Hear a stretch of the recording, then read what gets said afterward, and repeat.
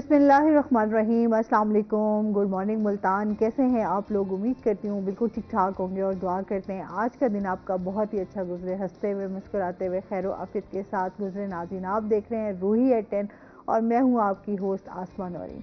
एक नई सुबह में आपको खुश आमदीद कहते हैं। मंडे का आज दिन है और आज का जो दिन होता है आपको पता है तमाम लोगों के वर्किंग डे इसको कहा जाता है, क्योंकि तब के तमाम जो भी जॉब करने वाले हैं, काम करने वाले हैं, मंडे से एक नई प्लानिंग होती है पूरे वीक की कि आपने इस वीक में क्या क्या करना है और किस तरह काम आपने करना है। और इसी के साथ मंडे के दिन आपकी ज़्यादा मसरूफियात भी होती हैं, बच्चे भी स्कूल जा रहे होते हैं, माओं का भी जो है वो एक बिजी डे होता है, क्योंकि वीकेंड के बाद आप जब आते हैं तो आपका काम का वैसे दिल बड़ा होता है, सुबह सुबह उठना ये सबसे बड़ी मुश्किल बात होती है। लेकिन सुबह उठना भी एक अच्छी आदत है और अगर हम सेहत की बात करें तो सेहत के हवाले से बहुत सारे फ़ायदे हैं कि जब आप सुबह उठते हैं, नमाज़ पढ़ते हैं, थोड़ी सी वॉक करते हैं, आपकी खुद आप देखते हैं कि आपके अंदर ना एक चेंजिंग सी, एक अच्छी वाइब्स आना, पॉजिटिव वाइब्स आना स्टार्ट हो जाती हैं। तो ये एक अच्छी अलामत है। नमाज भी पढ़ा करें और इसके साथ साथ वॉक जो है वो बड़ी ज़रूरी है। नाश्ता भी किया करें, सुबह का नाश्ता जो है वो भी आपके लिए बहुत अच्छा होता है। अच्छा जी, और इसी के साथ अपने प्रोग्राम का सिलसिला आगे बढ़ाते हैं। आज हमारे साथ गेस्ट भी मौजूद हैं, उनका तारुफ भी करवा देती हूँ। आज हमारे साथ मौजूद हैं जी अजीम सुबहानी, हमारे साथ मौजूद हैं जो कि admin registrar children hospital Multan से। अस्सलाम वालेकुम, कैसे हैं आप? ठीक ठाक हैं? वेलकम करते हैं अपने शो में आपको। और इसके साथ ही जो हमारी दूसरी गेस्ट हैं वो हैं जी हमारी रूही की रिपोर्टर सुहीरा तारिक। अस्सलाम वालेकुम। सुहीरा कैसी हैं आप? ठीक ठाक हैं? प्यारी लग रही हैं आज आप भी बहुत प्यारी लग रही हैं। और इसके साथ ही हम बात करेंगे, आज का जो हमारा टॉपिक है, अजीम साहब से बात करेंगे हम थैलेसीमिया पे। थैलेसीमिया क्या है, इसका इलाज कैसे हो सकता है, बच्चे इससे किस तरह जो है वो सफ़र कर रहे होते हैं, थोड़ा सा इस हवाले से बात करेंगे। और इसके साथ साथ जो है सुहीरा से हम बात करेंगे जो हमारी मुल्तान की टॉप स्टोरीज हैं, मुल्तान में क्या क्या एक्टिविटीज़ हो रही हैं, उस हवाले से बात होगी। अच्छा सर, थैलेसीमिया के हवाले से सबसे पहले तो बात कर लेते हैं ना कि थैलेसीमिया है क्या। थैलेसीमिया क्योंकि आज 8 मई है तो आज थैलेसीमिया डे मनाया जा रहा है पूरे पाकिस्तान में। तो थैलेसीमिया बेसिकली एक मरूसी बीमारी है जो कि माँ और बाप दोनों में इसकी जीन मौजूद होती हैं। थैलेसीमिया माइनर कहलाते हैं, वो उनके बच्चे थैलेसीमिया के पैदा होते हैं। थैलेसीमिया एक सुर्ख खून की बीमारी है जिसमें खून बच्चों का जल्दी ख़त्म हो जाता है, उनको हर माह खून लगाने की ज़रूरत पड़ती है। इसमें 3 इकसाम है, थैलेसीमिया माइनर, थैलेसीमिया मेजर और थैलेसीमिया इंटरमीडिएट। थैलेसीमिया माइनर माँ और बाप होते हैं, उनमें बीमारी की कोई अलामत नहीं आती, लेकिन वो अपने बच्चों में बीमारी शिफ्ट कर सकते हैं। सही। हमारे यहाँ जो हम देख रहे होते हैं जिन बच्चों को खून लग रहा है वो थैलेसीमिया मेजर ही है। इनमें HB कम होना, खून की कमी होना, ये मसाइल होते हैं। सही। अच्छा, आप माँ और बाप में जो मुंतकिल होता है वो क्या, वो तो मौरूसी में आ जाता है? जी ठीक है। तो समटाइम तो ऐसा भी होता है कि अगर पेरेंट्स में हो तो बच्चों में भी नहीं, बच्चों में नहीं होता, इस तरह होता है? नहीं, देखिए ये होता है कि अगर मदर और फादर दोनों कैरियर हैं, ठीक है, उसमें फिर आगे प्रेजेंटेशन है कि जब भी प्रेगनेंसी होगी 25% चांसेस है कि बच्चा थैलेसीमिया मेजर का पैदा हो। सही। 50% चांस है कि थैलेसीमिया माइनर, जैसे मदर और फादर हैं कि माइनर के तो होंगे लेकिन उसमें डिजीज़ नहीं होगी, उनको ब्लड नहीं लगेगा। अच्छा। और 25% चांस है कि नॉर्मल पैदा हो, उनके अंदर ना माइनर हो ना थैलेसीमिया मेजर हो। चांसेस हैं 25% एवरी प्रेगनेंसी पे, हर हमल पे। अच्छा, सही है। तो इसकी क्या सिम्टम्स क्या होते हैं कि किस तरह पता चलता है ये थैलेसीमिया इसको है? जी, ये अमूमन थैलेसीमिया मेजर वाले बच्चे जब पैदा होते हैं तो उसको बिल्कुल नॉर्मल होते हैं, उनमें कोई अलामत नहीं होती। अमूमन 6 माह की उम्र से इनमें अलामत आना शुरू होती हैं।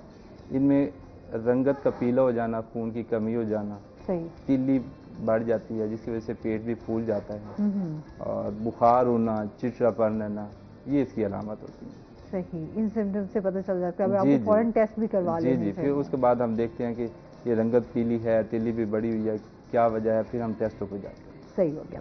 अच्छा, सुहीरा से भी जानते हैं। सुहीरा, इस टाइम जो है DG सोशल वेलफेयर का दौरा मुल्तान तरक्याती मंसूबों के हवाले से क्या अहम पेशरफ्त हुई है, इसके हवाले से बताइएगा। اچھا آسما، یہ ابھی لاسٹ ویک جو ہے D G social welfare Mudassir ریاض ملک نے جو ہے ملتان کا وزٹ کیا ہے سی ایم پنجاب کے آرڈرز پر، کیونکہ ملتان شہر میں جو ہے اپنی نوعیت کی پہلی جدید پناہ گاہ جو ہے وہ بنائی گئی ہے. نشتر ہاسپٹل میں اس کا قیام کیا گیا ہے اور اس میں جو ٹوٹل فنڈز خرچ ہوئے ہیں وہ 75 ملین کی لاگت سے یہ پناہ گاہ جو ہے وہ بنائی جا رہی ہے. ابھی اس کا کام جو ہے وہ حتمی مراحل میں داخل ہو چکا ہے. اچھا، یہ ایک جدید پناہ گاہ جو ہے وہ بنائی گئی ہے، کیونکہ اس سے پہلے سب لوگوں کو پتہ ہے کہ نشتر میں مریضوں کے جو لواحقین ہوتے ہیں اسپیشلی ان کے لیے کوئی اس طرح سے جگہ موجود نہیں ہے کہ وہ وہاں پر ریسٹ کر سکیں، کیونکہ یہاں پر پورے پاکستان سے ہی تقریباً مختلف علاقوں سے لوگ آتے ہیں اور پھر اسپیشلی وہ طبقہ جو کہ افورڈ نہیں کر سکتے رہائش، اور پھر وہ وہیں گراؤنڈز میں یا باہر آپ کو اکثر نظر آتے ہوں گے فٹ پاتھ پر آرام کرتے ہوئے، تو ان کے لیے ایک پراپر جو ہے فل فرنسڈ پناہ گاہ بنائی گئی ہے. وہاں پر ایک ہی وقت میں تقریباً 150 کے قریب جو خواتین ہیں اور جو مرد ہیں وہ رہ سکتے ہیں، یعنی نائٹ سٹے بھی کر سکتے ہیں اور دن میں بھی رہ سکتے ہیں. وہاں پر ان کے لیے بیڈز کا جو ہے وہ پراپر ارینجمنٹ کیا جائے گا، ان کے سونے کے لیے، ان کے کھانے کا جو ہے وہ بھی بندوبست کیا جائے گا.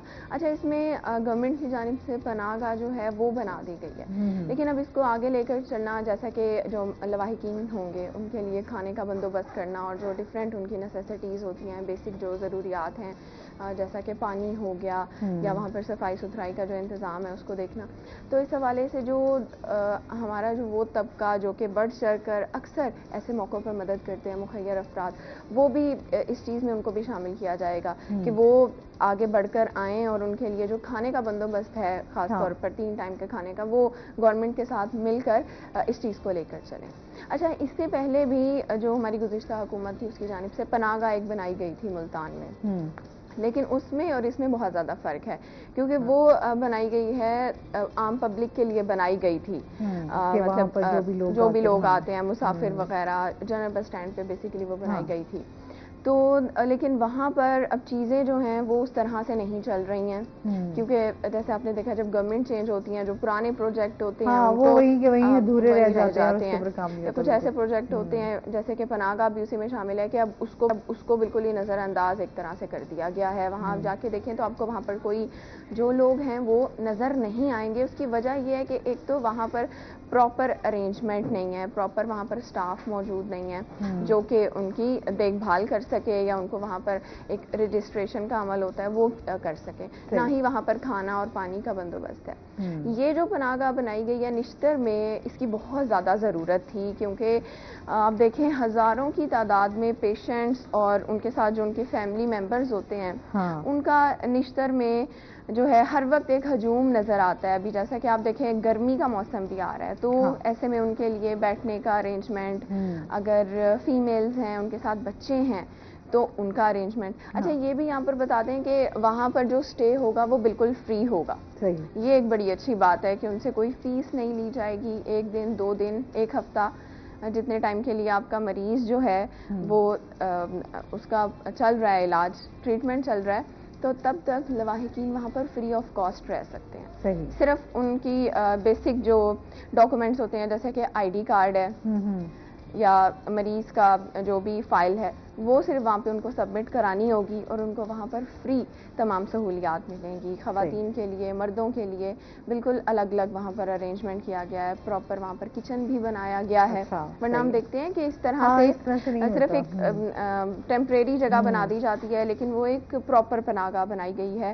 اور اس میں یہ ہے کہ اب جلد ہی، جیسا کہ ڈی جی سوشل ویلفیئر کی ہم بات کر رہے ہیں، انہوں نے ہی یہ اعلان کیا ہے کہ اس کو جلد از جلد فعال کیا جائے گا نیکسٹ منتھ تک، اور پھر جو ہمارے موجودہ CM ہیں وہ آ کر اس کا جو ہے وہ افتتاح بھی کریں گے پناہ گاہ کا. اچھا، اس کے علاوہ انہوں نے ان کے اس دورے میں شامل صرف پناہ گاہ نہیں تھی، جو سوشل ویلفیئر کے دیگر ادارے ہیں وہاں پر بھی وزٹس کیے گئے ہیں.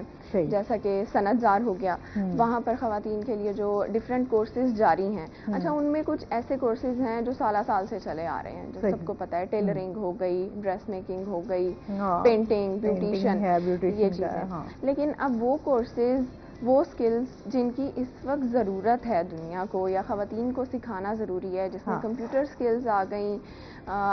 اگر آپ نے کام سیکھ لیا ہے، آپ نے بیوٹیشین کا کام سیکھ لیا ہے یا آپ نے ڈریس میکنگ کا کام سیکھ لیا ہے، تو آپ اپنے اس کام کو بزنس میں کیسے کنورٹ کریں گی، اس سے آپ روزگار کیسے کمائیں گی، اس حوالے سے جو ہے وہ کلاسز اس کا بھی اجرا کیا جائے گا. صحیح، ٹھیک ہے.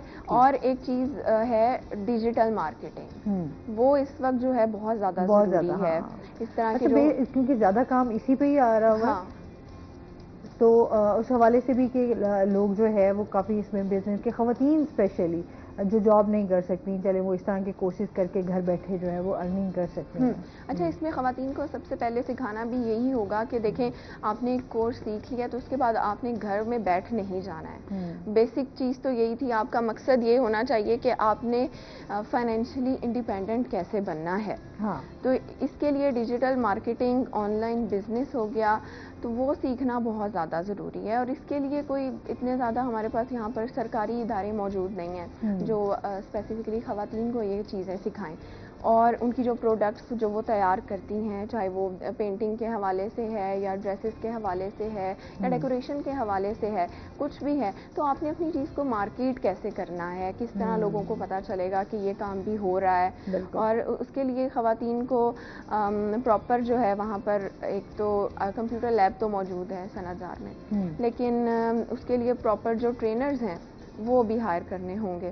اس حوالے سے بھی اعلان کیا گیا ہے کہ خواتین کو جو ڈیجیٹل مارکیٹنگ سکھائی جائے تاکہ وہ گھر بیٹھے اپنا کورس مکمل کرنے کے بعد، اپنا سرٹیفکیٹ لینے کے بعد گھر بیٹھ کے نہ صرف خود آن لائن اپنا بزنس جو ہے وہ رن کریں، بلکہ اپنے گھر میں اگر ان کی فیملی میں اور خواتین ہیں ان کو بھی اس چیز میں شامل کریں، اپنے ارد گرد کی خواتین کو بھی اس سے فائدہ دے سکیں. بالکل ایسے ہی ہے. اس پہ مزید بھی ہم بات کرتے ہیں. تھیلیسیمیا پہ ہماری بات ہو رہی ہے، تو تھیلیسیمیا کے اگر کسی خاندان میں یہ بیماری ہو جاتی ہے تو آپ کیا سمجھتے ہیں کہ ان کو پھر کیا کرنا چاہیے؟ ہاں جی، اگر خاندان میں ایک بچہ پہلا تھیلیسیمیا میجر کا آ گیا، اس کا مطلب ہے کہ مدر اور فادر دونوں تھیلیسیمیا مائنر ہیں. یہ تو کنفرم بات ہے. تو ہم یہ کہتے ہیں کہ پورے خاندان کے ٹیسٹ کروائیں. جو فادر ہے اس کے جتنے بہن بھائی ہیں، جو مدر ہے اس کے جتنے بہن بھائی ہیں، ان سب کی اسکریننگ ہونی چاہیے تھیلیسیمیا کی. تو ان میں سے بہت سارے ایسے ہوں گے جو مائنر نکلیں گے. ایسے جو مائنر، دو مائنر جن کے آپس میں شادی ہو چکی ہے، ان کو نہیں پتا تھا، تو وہ پھر فردر جتنے بھی پریگننسیز پلان کریں گے تو ایک ٹیسٹ ہوتا ہے CVS، کرونک ویلیس سیمپلنگ نا، جو کہ 10th ویک آف پریگننسی پہ کرواتے ہیں، 10ویں ہفتے بھی عمل پہ. اس میں پتہ چل جاتا ہے کہ ماں کے پیٹ کے اندر جو بچہ ہے اس میں تھیلیسیمیا ہے یا نہیں ہے. اسی لیے وہ ٹیسٹ ضروری ہے. ہاں، جو پیرنٹس جو لوگ مائنر نکلیں گے، ان کی شادی ابھی نہیں ہوئی، تو ان کا ہم اس میں یہ کہتے ہیں، جو تھیلیسیمیا پاکستان فیڈریشن ہے وہ یہ کہتی ہے کہ ود ان فیملی شادی کریں. اس بیماری میں ود ان فیملی کریں تاکہ وہ جرمز، وہ جینز کسی دوسری فیملی میں نہ جائیں. ود ان ایک تو فیملی ہے. ٹھیک ہے. اگر ایک مائنر ہے، فرض کے میل مائنر ہے اور فیمیل نارمل ہے، تو 50% چانس ہے مائنر بچے پیدا ہونے کے اور 50% چانس ہے کہ نارمل پیدا ہوں گے. ٹھیک ہے. تھیلیسیمیا میجر کا ان میں پیدا نہیں ہوگا. اچھا. تو یہ thalassemia Punjab thalassemia prevention program ہے نشتر میں، وہ ان کا فری آف کاسٹ پوری فیملی کی اسکریننگ کرواتے ہیں. اچھا. ہاں جی سر، ہمارے پاس جو بچے آتے ہیں تھیلیسیمیا میجر کا پہلا بیبی آ گیا، ہم ان کو وہاں ریفر کرتے ہیں، ان کے ڈاٹا لے لیتے ہیں. وہ کہتے ہیں کہ آپ ایک دن اپنی پوری فیملی کو اکٹھا کریں، ہم ان کے سیمپل لیں گے. سیمپل لے کے وہ پوری اسکریننگ پوری فیملی کی کرتے ہیں. صحیح. اس کے ایک تو علاج کے حوالے سے بھی بتائیں، اور یہ کتنے عرصہ اس کا علاج چلتا ہے، اس حوالے سے بھی بتائیے. جی، تھیلیسیمیا صاف ظاہر ساری زندگی کی بیماری ہے، لائف لانگ بیماری ہے. جو ہم ٹریڈیشنل ٹریٹمنٹ دیکھ رہے ہوتے ہیں، جہاں ہم دیکھ رہے ہوتے ہیں کہ بچوں کو کیا علاج کیا جا رہا ہے، جو بلڈ کی صورت میں ہم دیکھ رہے ہوتے ہیں، موسٹلی تو یہی بچوں کو ہر ماہ بلڈ لگتا ہے. صحیح. جیسے چھوٹا بچہ ہے، ہم 10 ml پر kg کے حساب سے ان کو بلڈ لگاتے ہیں. فیک سیل کا مطلب یہ کہ 10 ریڈ بلڈ سیل لگاتے ہیں. FFP جو سفید خون نکلا ہوا وہ ان کو بچوں کو ایک تو لگاتے ہیں. دوسرا یہ ہے کہ جیسے جیسے ایج بڑھتی جاتی ہے، ایک تو بچوں کا ویٹ کے حساب سے ڈوز بڑھ جاتی ہے بلڈ لگانے کی، اور پھر ان سے بھی بڑھ جاتی ہے. صحیح. اس کے علاوہ ایک ڈرگ ہے ہائیڈروکسی یوریا، وہ ہم ان بچوں میں دے رہے ہوتے ہیں. تقریباً 3 to 5% بچوں میں وہ فائدہ دے جاتی ہے. بچوں کو بلڈ نہیں لگتا، ان کا اپنا HB 7 سپر مینٹین رہتی ہے. صحیح. اور ایک جیسے میں نے شروع میں عرض کیا تھا کہ تھیلیسیمیا میجر ہے، ایک تھیلیسیمیا انٹرمیڈیٹ ہے. इंटरमीडिएट वाले बच्चे अमूमन 4 साल की एज के बाद उनको रंग पीला होता है, चिल्ली बढ़ती है, उनमें हाइड्रोक्सीयूरिया का बहुत अच्छा रोल है। ठीक है। उन बच्चों में देखा गया हाइड्रोक्सीयूरिया स्टार्ट करते हैं तो ब्लड उनको नहीं लगता। ठीक है। प्लस ये कि मल्टीविटामिन, फोलिक एसिड ये भी चल रहा होता है। अच्छा, एक और चीज़ है कि जैसे जैसे ब्लड लगता जाता है इन बच्चों को, वक्त के साथ साथ इनमें आयरन की फ्लात की मिकदार बढ़ जाती है ब्लड लगने की वजह से। जो आयरन है वो टॉक्सिक है बॉडी के लिए, जब ओवर डोज हो जाए, बॉडी के अंदर ज़्यादा हो जाए, वो जाके लीवर में बैठता है, आपके हार्ट में बैठता है। अच्छा, मतलब थैलेसीमिया के हवाले से और भी बहुत सारी बीमारियां हो सकती हैं। जी जी, उनकी कॉम्प्लिकेशन है थैलेसीमिया की। ब्लड लगाना से ये नहीं है कि उसकी एचपी हम मेंटेन रख रहे हैं, लेकिन ब्लड लगाने की वजह से जो मसाइल आ रहे हैं, जो कॉम्प्लिकेशन है, वो इससे आगे हैं। उनके लिए फिर अलग से एक ट्रीटमेंट चल रही होती है, जो अमूमन 15-20 ट्रांसफ्यूजन के बाद वो चीज़ें हमारी ट्रीटमेंट स्टार्ट होती है। और ऐसे बच्चे तो ज़्यादा तकलीफ में सफ़र कर रहे हैं। बिल्कुल, हर माह आप ब्लड लगना हो, उनको आईवी लाइन लगना, सुइयाँ लगना कोई आसान काम नहीं है, और उनकी फिक्स हो कि उनकी वेसल्स बहुत डैमेज हुई होती हैं। क्योंकि मैं खुद भी फैमिली में एक कज़न के बेटे को ही थैलेसीमिया का वो शिकार हुआ, खैर उस बच्चे की डेथ हो गई। वो ज़्यादा टाइम इसको वो सर्वाइव नहीं कर सका, इसके लिए ब्लड जो लग रहा था। हमारे यहाँ तो जी, हमारे यहाँ 16 to 18 ईयर्स तक ही हमने देखते बच्चे। हाँ, डेफिनेट ट्रीटमेंट जो है बोन मैरो ट्रांसप्लांट है। अच्छा, बोन मैरो ट्रांसप्लांट, जिसमें उसके सगे बहन भाइयों में से किसी के साथ उसका HLA मैच हो जाता है, तो बोन मैरो ट्रांसप्लांट ऑप्शन है। अगर सक्सेसफुल होता है तो ये बच्चे नॉर्मल ज़िंदगी गुजार सकते हैं। सही। वो कैसे प्रोसीजर होता है? वो हमारे चिल्ड्रन अस्पताल लाहौर में भी इसका हो रहा है। अच्छा। बाकी प्राइवेट सेक्टर बहुत सारे हैं पाकिस्तान में, इस्लामाबाद में है, पिंडी में है, लाहौर में है, कराची में है। अच्छा। इवन गम्बट इंस्टीट्यूट जो आपने सुना होगा, वहाँ पे भी ये हो रहा है। तो ये बोन मैरो बच्चे का जो उसका डोनर है बहन भाई, जिसके साथ HLA मैच हो जाएगा, उनसे लेके इस बच्चे में डाला जाता है, वो ग्रो होता है, इसका अपना बोन मैरो की वर्किंग स्टार्ट कर देता है और नॉर्मल बच्चे हो जाते हैं। सही। तो लेकिन साफ से थैलेसीमिया बच्चे में 6 मंथ से ऑनवर्ड ब्लड लगना शुरू हो जाता है। तो जितना अर्ली अगर ट्रांसप्लांट की तरफ लोग चले जाते हैं तो उतने सक्सेस रेट अच्छे हैं ट्रांसप्लांट के भी। ठीक है। हाँ, 8-10 ईयर्स का बच्चा हो गया है, उसको बहुत टाइम ट्रांसफ्यूजन हो गई है, लीवर स्क्रीन, तीली जिगर बहुत ज़्यादा बढ़ चुके हैं, कॉम्प्लिकेशन बहुत ज़्यादा आ चुकी हैं, तो ट्रांसप्लांट उस वक्त भी कर देते हैं, लेकिन उतने ज़्यादा सक्सेस रेट नहीं होता। ठीक है। तो आप क्या समझते हैं कि फ़ौरन जैसे ही आपको पता चले उसी अर्ली एज में ही आप वो करवा लें? हाँ जी, ट्रांसप्लांट 3 ईयर्स एज के बाद ही करते हैं, लेकिन चले HLA मैच हो जाएगा। अगर अदर सिबलिंग्स हैं, वेल हैं, ठीक है, उनको थैलेसीमिया नहीं है। और अगर बहन भाई नहीं है और किसी और से भी मैच हो जाए तो? मदर के साथ मैच हो सकता है, लेकिन 50% चांस होते हैं मैच होने के। लेकिन अगर 50% चांस मदर के साथ मैच होने के, तो आप सक्सेस रेट भी 50% का लें। ठीक हो गया। क्योंकि एक ट्रांसप्लांट पे तकरीबन राउंड अबाउट जो गवर्नमेंट ऑफ पंजाब दे रही है 20 to 22 लाख खर्चा आता है एक पेशेंट पे, और प्राइवेट आप जाएं तो तकरीबन 35-30 लाख एक ट्रांसप्लांट पे खर्चा है। मतलब ये वाला भी जो ट्रीटमेंट है ये अच्छा खासा एक्सपेंसिव है। हाँ, सही। एक कॉलर है हमारे साथ। अस्सलाम वालेकुम। जी वालेकुम। जी, राशि साहब है हमारे साथ, क्या कहना चाहेंगे? जी वालेकुम। अपना टीवी का वॉल्यूम काइंडली बंद कर दें ताकि बात करने में फिर आसानी हो जाए। जी मैम, मैं ये पूछना चाह रहा था डॉक्टर से। जी। जो हमारे जोड़ों, जी मैम मैंने कर दी कम, मेहरबानी। जी, मैं ये पूछ रहा था कि जैसे हमारे जोड़ों में, जैसे बोन में हमारी जैसे दर्द शुरू होता है, तो क्या उसके लिए हमें क्या एहतियाती तदाबीर करनी चाहिए?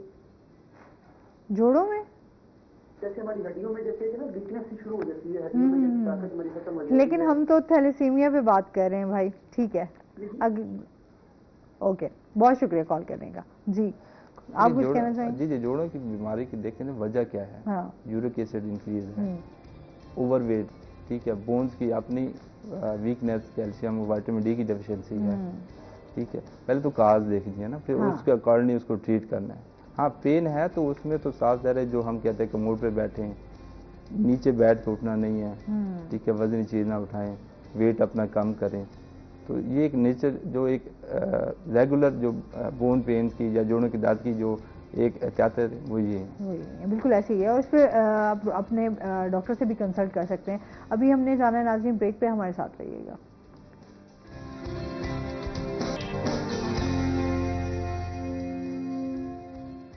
वेलकम बैक नाज़रीन, रोही एट 10 में आपको खुश आमदीद कहते हैं और चलते हैं अपने सेगमेंट की तरफ, today's weather.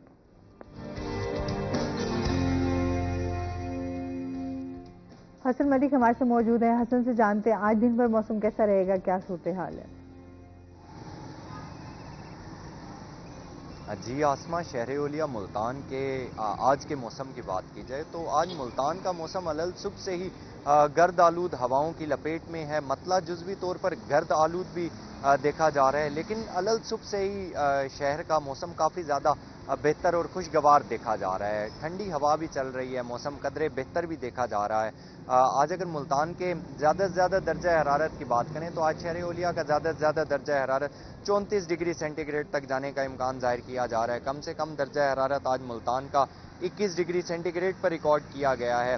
Air quality index Multan کا گزشتہ کئی دنوں سے آج قدرے بہتر ریکارڈ کیا گیا ہے، جو کہ 122 پوائنٹس پر دیکھا گیا ہے. دیکھا جائے کہ پاکستان کے فضائی آلودہ ترین شہروں کی لسٹ میں ملتان کی کیا سٹینڈنگ ہے تو ملتان آج دوسرے نمبر پر سٹینڈ کر رہا ہے. ہوا میں نمی کا تناسب بھی آج گزشتہ کئی دنوں کی طرح قدرے کم ریکارڈ کیا گیا ہے، جو کہ 56% تک ریکارڈ کیا گیا ہے. آئندہ آنے والے دنوں کے حوالے سے اگر بات کریں تو محکمہ موسمیات کی جانب سے یہ پیش گوئی ظاہر کی جا رہی ہے کہ آئندہ آنے والے دنوں میں ملتان کا موسم قدرے گرم رہنے کا امکان ہے. آج پورا دن دوپہر تک گرد آلود ہوائیں اور مطلع اسی طرح سے جزوی طور پر گرد آلود رہنے کا امکان ہے. آئندہ آنے والے دنوں میں ملتان کا موسم جو ہے وہ محکمہ موسمیات کی جانب سے یہ بتایا جا رہا ہے کہ گرمی کی شدت میں نمایاں اضافہ دیکھنے کو آئے گا، جس کے بعد شہر کا درجہ حرارت بھی بڑھے گا. آئندہ 24 گھنٹوں کے حوالے سے اگر بات کریں تو محکمہ موسمیات کی جانب سے یہ پیش گوئی ظاہر کی جا رہی ہے کہ آئندہ 24 گھنٹوں کے دوران ملتان شہر کا موسم جو ہے وہ خشک رہنے کا امکان ظاہر کیا جا رہا ہے. جی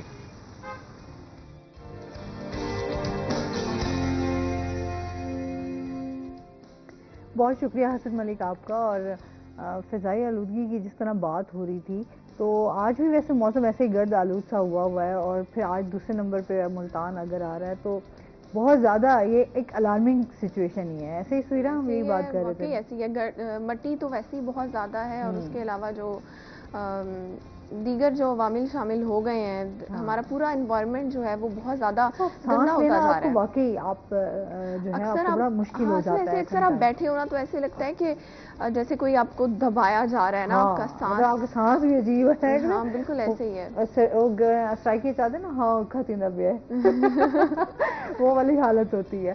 تو اس وجہ سے بھی اگر ہمارا ماحول ہمارا جو ہے وہ بہت زیادہ اس ٹائم جو ہے. اچھا اس میں نا ایسا ہے کہ صرف ہمیں کٹائی بھی چل رہی ہے، اس وجہ سے بھی کافی، اور پھر لوگوں کو خود بھی چاہیے کہ وہ ارد گرد بھی صاف رہیں، ماحول کو بھی صاف ستھرا رکھیں تاکہ یہ چیز تھوڑی. اچھا ماحول کی آلودگی کی بات کریں سویرا، میں ابھی راستے میں جب آفس آ رہی تھی تو یقین کریں یہ جو ویسٹ مینجمنٹ والے ان کی جو گاڑیاں ہوتی ہیں جو گند اٹھا رہی ہوتی ہیں، حیرانی ہوتی ہے کہ ابھی بھی مطلب آپ صاف کرنے کے لیے ہم کہتے ہیں کہ اچھا یہاں سے گند اٹھا کر آپ کہیں اور پہ ویسٹ، لیکن اس کا فائدہ ہمیں کچھ بھی نہیں ہے کہ آپ کو باقاعدہ وہ روڈ پہ اس کو وہ کورڈ ہوتی نہیں ہے گاڑی، جو گند اٹھایا ہوا ہوتا ہے وہ سارا اور جو ساتھ ٹریفک گزر رہی ہے ان کا تو برا حال ہے نا ہو جاتا. ایک تو تعفن، پھر گندگی. اچھا ان کو چاہیے یہ اس ٹائم پہ کیا جائے، رش آورز میں نہ کیا جائے. جیسے آفس آنے کا جو لوگوں کا ٹائم ہوتا ہے 7-8 بجے اسکول جانے کا ٹائم ہے، یا تو ارلی مارننگ کیا جائے یا پھر اس کو لیٹ نائٹ کیا جائے تاکہ لوگ تو محفوظ رہیں کم از کم. لیکن میں کہتی ہوں اس کا پھر فائدہ ہونا چاہیے نا. اگر آپ اتنا وہاں پہ آپ کی گاڑی یوز بھی ہو رہی ہے، پیٹرول بھی، آپ کا اسٹاف بھی کام کر رہا ہے، تو وہ محنت جو ہے وہ آپ کی ڈبل ہو جاتی ہے کہ آپ نے پھر ایک دفعہ گند اٹھایا اور پھر واپس وہ پوری سڑک پہ روڈ پہ جو ہے وہ گند آپ کا بکھرا ہوا نظر آتا ہے. اور پھر اس کے بعد جو ڈمپنگ پوائنٹس ہیں وہاں پر پراپر جا کے گند کو ڈمپ کرنا چاہیے. ویسے اس ادارے کو اس پہ بھی ذرا غور کرنے کی بڑی ضرورت ہے. اچھا اور اس کے ساتھ ساتھ اولڈ ایج ہوم کے حوالے سے بھی بات کر لیتے ہیں کہ اس میں جو مقیم بزرگ افراد ہیں ان کو بے نظیر انکم سپورٹ پروگرام میں شامل کرنے کا اعلان کیا گیا. اس کا کیا طریقہ کار ہوگا، کس طرح لوگ اس میں شامل ہو سکتے ہیں، اس حوالے سے بتائیے گا. پہلے تو ہم آسمہ اس پہ بات کر لیتے ہیں کہ جو اولڈ ایج ہوم ہے وہ بیسیکلی ان بزرگوں کے لیے ادارہ بنایا ہوا ہے جو بالکل بے سہارا ہیں اور بدقسمتی سے ان کی اولاد ایسی ہے کہ اس عمر میں ان کو بے گھر کرنے پر مجبور کر دیتی ہے.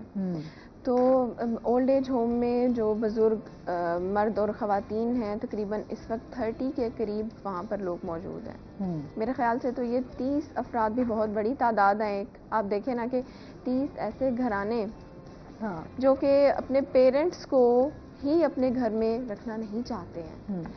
تو اس کا بالکل ایسی ہے پروسیس. باہر کے ممالک میں ہم دیکھتے ہیں نا کہ لوگ اس طرح کرتے ہیں کہ اچھا بزرگ جو ہیں وہ خود ہی پہلے اولڈ ایج ہوم میں خود ہی چلے جاتے ہیں. ان کا تو دیکھیں کلچر الگ ہے, کلچر ہے. ہاں وہی ایک بات کر رہی ہوں. اچھا وہی کلچر ہمارے ہاں بھی اب وہی ہونا ہے کہ آپ نے بزرگوں کو اپنے گھر نہیں رکھ سکتے, بالکل ایسے ہی ہے. آپ ایک بوجھ سمجھتے ہیں اور ان کو اٹھا کے کہ اگر ان کی خدمت کی جائے گی یا ان کا خیال رکھا جائے گا, کیونکہ ظاہر سی بات ہے اس ایج میں وہ اس طریقے سے اپنا پراپر خیال نہیں رکھ سکتے. بالکل ایسے ہی ہے, وہ کیئر مانگتے ہیں ایکسٹرا. بالکل ایسے ہی آسما. اچھا اس میں ان کی جو رجسٹریشن یا ان کے جو داخلے کا عمل ہے اولڈ ایج ہوم میں وہ یہ ہے کہ یا تو کچھ ایسے بھی بدنصیب بچے ہیں جو خود اپنے پیرنٹس کو لے کر آتے ہیں یہاں پر کہ جی ہم نہیں رکھ سکتے, یا تو ہمارے گھر میں جگہ نہیں ہے, یا ہماری جو فیملی ہے, ہماری جو وائف ہے یا بچے ہیں وہ ان کو بیئر نہیں کر سکتے, تو پھر آپ ان کو یہاں پہ ایڈمیشن دیں. تو کچھ ایسے ہیں جن کی اولاد نہیں ہوتی ہے یا جن کا گھر بار بھی نہیں ہوتا ہے, ان کو وہاں پر بالکل فری آف کاسٹ جو ہے وہ تمام سہولیات دی جاتی ہیں کہ جب تک وہ چاہیں وہاں پر رہ سکتے ہیں. ان کے لیے پراپر رومز بنے ہوئے ہیں, پراپر ان کے لیے وہاں پر کھانے کا ارینجمنٹ ہے, وہاں پر ان کے لیے لائبریری بنی ہوئی ہے, اور بھی جتنی سہولیات ہو سکتی ہیں گورنمنٹ نے اس ادارے میں ایٹ لیسٹ یہ پرووائڈ کی ہوئی ہیں, جو کہ ایک بہت اچھی چیز ہے. اور پھر ان کے لیے وہاں پر ان کی ہیلتھ اس ایج میں جو بزرگ افراد ہوتے ہیں ان کو بہت زیادہ ہیلتھ ایشوز کا سامنا رہتا ہے, تو ان کا پراپر جو ہے وہ چیک اپ کیا جاتا ہے. ابھی جو ہمارے سی ایم صاحب ہیں جب وہ آئے بھی تھے تو ان کے کہنے پر وہاں پر پراپر نشتر سے ڈاکٹرز کی ایک ٹیم ابھی ریسنٹ ہی وہاں پر وزٹ کر آئی ہے, جس میں تمام تر ان کے ٹیسٹ کیے گئے ہیں, ان کی اسکریننگ کی گئی ہے, اور ان کو وہاں پر جو ضرورت تھی فری آف کاسٹ جو میڈیسنز ہیں وہ بھی ان کو وہاں پر پرووائڈ کی گئی ہیں. صحیح. لیکن صرف یہی چیزیں وہاں پر ان کے لیے کافی نہیں ہیں. جیسے کہ جب بزرگ افراد گھر میں رہتے ہیں تو ان کے جو بچے ہوتے ہیں وہ ان کی تمام تر ضروریات پوری بھی کرتے ہیں, جو کہ ایک بچوں کی ذمہ داری بھی ہوتی ہے. لیکن جو لوگ پوری نہیں کر سکتے ہیں وہ پھر یہاں پر جو بزرگ لوگ رہتے ہیں ان کے لیے کپڑوں کا بندوبست, کھانے کے علاوہ جو دیگر ان کی ضروریات ہیں ان کا خیال رکھنا. تو ابھی جیسا کہ چل بھی رہا ہے بے نظیر انکم سپورٹ پروگرام, جس میں ماہانہ جو ہے وہ کفالت کی جاتی ہے مستحق افراد کی, تو کیوں نہ ان بزرگ افراد کو جو کہ بالکل لاوارث ہیں, بالکل بے سہارا ہیں, جن کا کوئی کرنے والا نہیں ہے, ان کو بھی اس چیز میں شامل کیا جائے. یہ پہلی بار جو ہے یہ انیشیٹو لیا گیا ہے. آپ دیکھیں کئی سال ہو گئے ہیں اس کو ادارے کو بنے ہوئے, لیکن ابھی تک وہاں پر یہ پروگرام شروع نہیں ہو سکا تھا. تو وہاں پر جتنے بھی بزرگ مقیم ہیں ان کو اس پروگرام میں رجسٹر کروایا جائے گا, اور یہ تمام تر جو ذمہ داری ہے وہ ادارے کے اوپر ہے. جو وہاں پر سپرنٹینڈنٹ ہیں وہ ان تمام کی جو ہے وہ لسٹ پہلے بنائیں گے, ان کے آئی ڈی کارڈز لے کر تمام جو سپورٹ پروگرام کی جو ٹیم ہے وہ وہیں پر ادارے میں جا کر ہی ان کو رجسٹر کرے گی, تاکہ ان کو باہر نہ جانا پڑے. اور ان کو اس حوالے سے جو ہے وہ جیسے ہم دیکھتے ہیں کہ لوگوں کو بہت دھکے کھانے پڑتے ہیں, اس چیز سے بھی ان کو بچایا جا سکے. اس پروگرام میں شامل کرنے سے فائدہ یہ ہوگا کہ دیکھیں ان کو ایٹ لیسٹ اب ادارے میں بیٹھے ہوئے, ادارہ بھی ان کا ایک گھر ہی ہے نا ایک طرح کا, گھر بیٹھے ان کو جو ہے وہ بالکل ایسے ہی ہے, ایک ان کو ماہانہ کفالت مل سکے گی.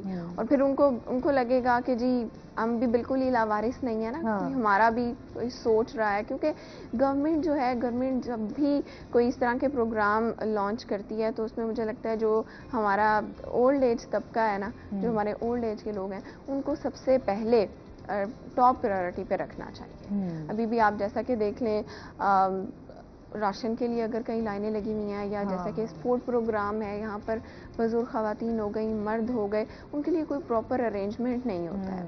ابھی دیکھو نا یہ جو آٹے والا ہم نے پیریڈ دیکھا, اس میں زیادہ بزرگ ہی آئے ہوئے ہوتے تھے. بالکل ایسے اور کافی بزرگ جو تھے جن کی ڈیتھ بھی ہو گئی اسی چکر میں کہ لائن میں کہاں وہ لوگ اتنا ویٹ کر سکتے ہیں, ان میں اتنی طاقت بھی نہیں ہوتی کہ وہ اتنی دیر ویٹ کر سکیں. اچھا آسما, اس میں یہ ہے کہ جن بزرگوں کو پتا ہے, جیسا کہ اس حوالے سے ایڈز وغیرہ بھی آ رہی ہوتی ہیں, یا اکثر ہم اخباروں میں نیوز پیپر میں بھی دیکھ لیتے ہیں کہ وہ آ رہا ہوتا ہے, لیکن جن لوگوں کی وہاں تک رسائی نہیں ہے, جن لوگوں کو پتہ ہی نہیں ہے کہ اولڈ ایج ہوم بھی کوئی ادارہ موجود ہے. آپ دیکھتی ہوں گی اگر آپ گھنٹہ گھر والی سائٹ پہ جائیں تو وہاں پر بہت سے آپ کو ایسے بزرگ لوگ ملیں گے جو کہ کئی دن سے انہوں نے کھانا نہیں کھایا ہوتا, ٹھیک ہے, بے گھر بیٹھے ہوئے ہیں, دھوپ ہے, چھاؤں ہے, ان کو نہیں پتا ہے. اچھا, بہت سارے لوگوں کی بھی ذمہ داری بنتی ہے, اس پہ بات کریں گے لازمی. ابھی ہم نے جانا بریک پہ, ہمارے ساتھ رہیے گا.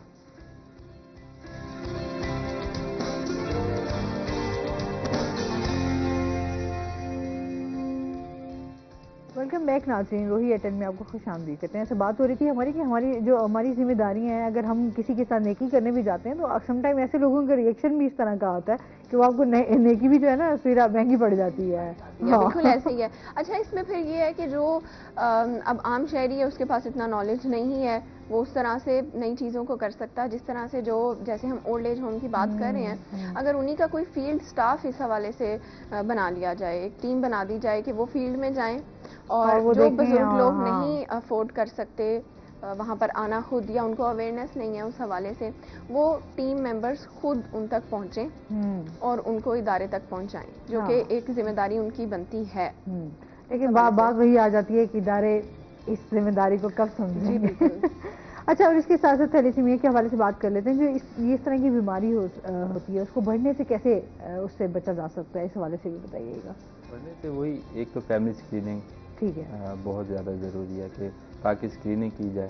پھر دوسرا یہ ہے کہ کسی دور میں گورنمنٹ آف پنجاب کا تھا کہ ایک قانون بنائیں گے جس میں شادی سے پہلے لڑکی اور لڑکے دونوں کو ٹیسٹ تھیلیسیمیا کے کروائے جائیں گے. ہاں, کیونکہ انفارچونیٹلی قانون تو نہیں بن پایا, لیکن یہ ہے کہ یہ بننا چاہیے اور ضرور ہونا چاہیے تاکہ لڑکی یا لڑکا چاہے ان کی فیملی میں تھیلیسیمیا نہیں ہے, ٹیسٹ ضروری ہونے چاہیے. صحیح, ان ٹیسٹوں سے ہی پتہ چلایا جا سکتا ہے کہ لڑکی اور لڑکے میں تھیلیسیمیا مائنر ہیں تو نہیں.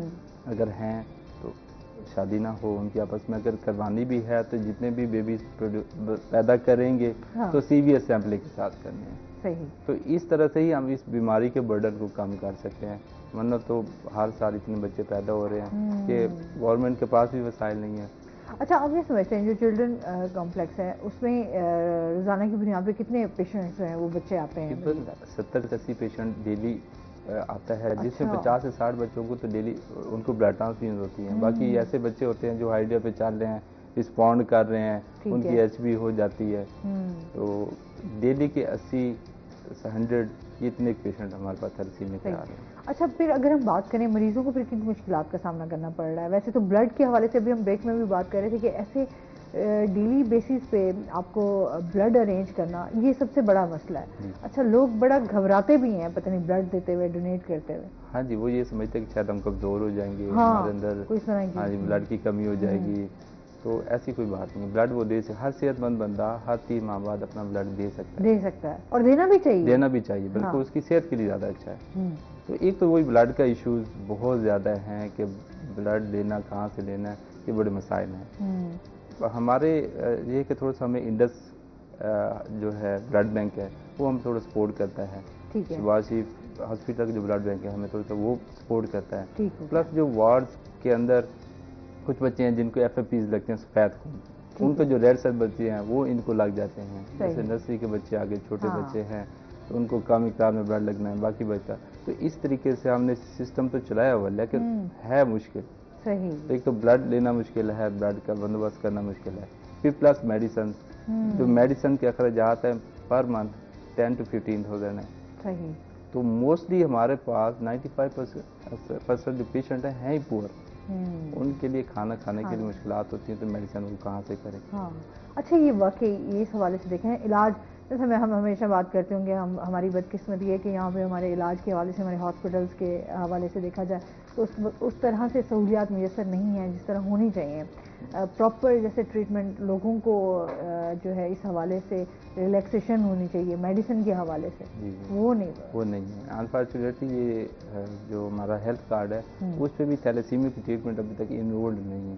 اچھا, اس پہ بھی نہیں ہے. اچھا, وہ تو کئی جگہوں پر اب استعمال بھی نہیں ہو رہا, کہیں جو ہے اس کا چل رہا ہے, اس کے اوپر ٹریٹمنٹ ہو رہا ہے, لوگ اس سے فائدہ بھی اٹھا رہے ہیں. لیکن ہیلتھ کارڈ کے حوالے سے ہم دیکھیں تو بہت ساری جگہوں پہ, بہت سارے ہاسپٹلز میں اس کے اوپر کام نہیں ہو رہا, وہ یوز نہیں ہے. اب ایسے ہی ہو گیا. ایک تو چلے بلڈ کا ہو گیا, میڈیسن, اس کے علاوہ جو سائیکو سوشل ایشوز ہیں وہ بہت زیادہ فیملیز کے.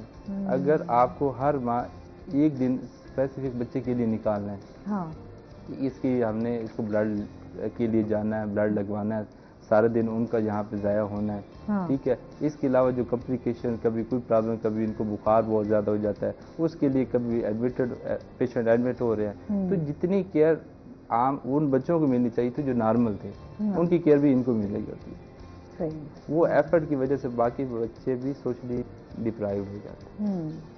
اچھا، بیہیویئر ہمارے کیونکہ یہ والے جو ہے نا بڑے کاؤنٹ کرتے ہیں. آج پہ اس طرح کے جو بچے ہوتے ہیں اسپیشلی ان کو ہینڈل کرنا بھی ذرا مشکل ہے، کیونکہ ایک تو بیماری سے وہ جو ہے وہ لڑ رہے ہوتے ہیں، پھر کیونکہ موڈ سوئنگز ہوتے ہیں. اچھا ویسے بھی آپ تھوڑے دنوں کے لیے خود بھی بیمار ہو جائیں تو آپ کو خود سے چڑچڑاپن آ جاتا ہے کہ اچھا کب ٹھیک ہوں گے، کیسے ٹھیک ہوں گے. اور ایسے جو بچے چھوٹے ہوتے ہیں جن کا بچپنا بھی میں سمجھتی ہوں اپنا صحیح طریقے سے نہیں گزار پاتے، اس طریقے سے کھیلنا، آپ کا پیرنٹس کے ساتھ ٹائم سپینڈ کرنا، بچوں کے ساتھ، وہ چیزیں آپ کی کہیں نہ کہیں کھو جاتی ہیں. تو ظاہر سی بات ہے، بالکل ایسے ہی ہے. تو آپ کس طرح پھر وہاں کے بچوں کو کس طرح دیکھتے ہیں؟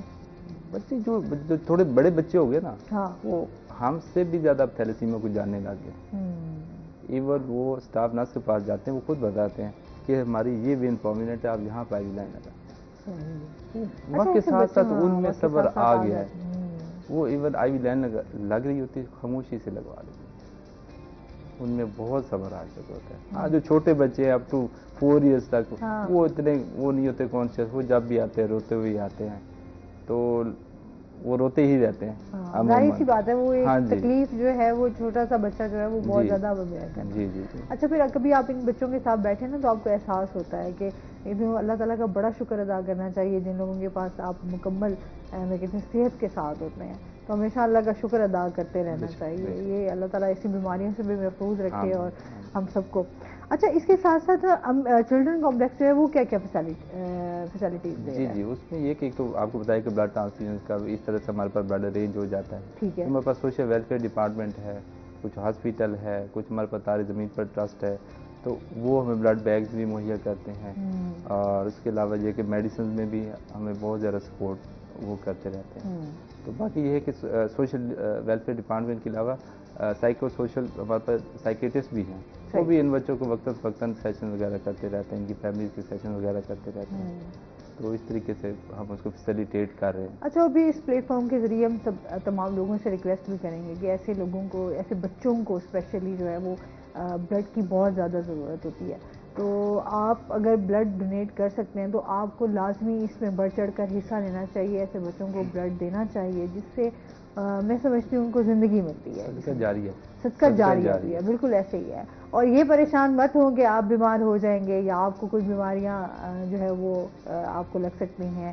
تو اس سے یہ ہوتا ہے کہ آپ کو اللہ تعالیٰ اس کا اجر بھی بہت زیادہ دیتا ہے. آپ جتنا وہ کہتے ہیں نا نیکیاں کرتے جائیں گے، اللہ تعالیٰ اس کے آپ کے لیے بھی آسانیاں کرتے ہیں. ایک اور بات میں کہنا چاہتا ہوں کہ ہمارے جب بلڈ ڈونیشن دینے آتے ہیں نا، بلڈ ڈونیٹ کرتے ہیں، ہم ٹرپل بیگ میں کرتے ہیں. جب ایک بیگ میں بلڈ لیتے ہیں تو ہم اس کے 3 کمپوننٹ بناتے ہیں. ایک ریڈ سیلز ہے، ٹھیک ہے، اور ایک ایف اے پیز ہے وائٹ، ایک پلیٹلیٹس. آپ یہ دیکھیں کہ ایک بلڈ دینے سے ہم نے 3 جانیں بچائیں. ریڈ سیل لگتا ہے ہمارے تھیلیسیمیا والے بچوں کو.